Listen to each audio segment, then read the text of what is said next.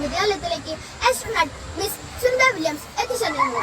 കയ്യടിയോടെ നമുക്ക് അവരെ വേദിയിലേക്ക്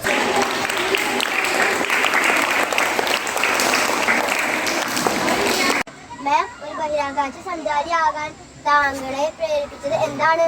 ബഹിരാകാശ യാത്രകളും പര്യവേഷണങ്ങളും എനിക്ക് ഏറെ പ്രിയപ്പെട്ടതായിരുന്നു.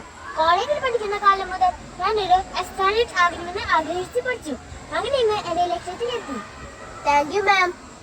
താങ്കളുടെ ബഹിരാകാശ ജീവിതത്തിലെ മറക്കാനാവാത്ത അനുഭവങ്ങൾ ഞങ്ങളുമായി പങ്കുവയ്ക്കാമോ? It was my space walk. സ്പേസിലൂടെ നടക്കുമ്പോൾ നാം ഒഴുകുന്നതായി തോന്നും. അവിടെ നിന്ന് ഭൂമിയെ കാണാൻ സാധിച്ചത് ഞാൻ ഒരിക്കലും മറക്കില്ല.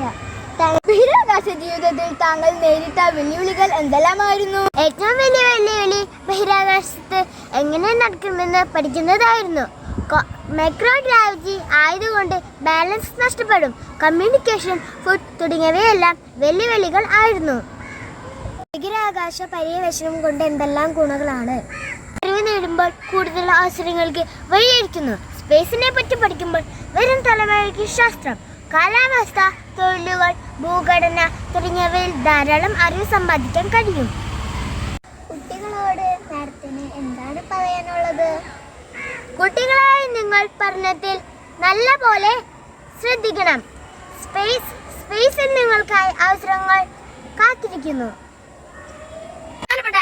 സുനിത വില്യംസ്, HM ടീച്ചർ, എന്റെ പ്രിയ അധ്യാപകരെ, കൂട്ടുകാരെ, ഇന്ന് ചന്ദ്രദിനാഘോഷത്തിൽ മാഡം ഇവിടെ എത്തിച്ചേരുകയും കുട്ടികളോട് സംസാരിക്കുകയും ചെയ്തതിന് ഏറെ സന്തോഷമുണ്ട്.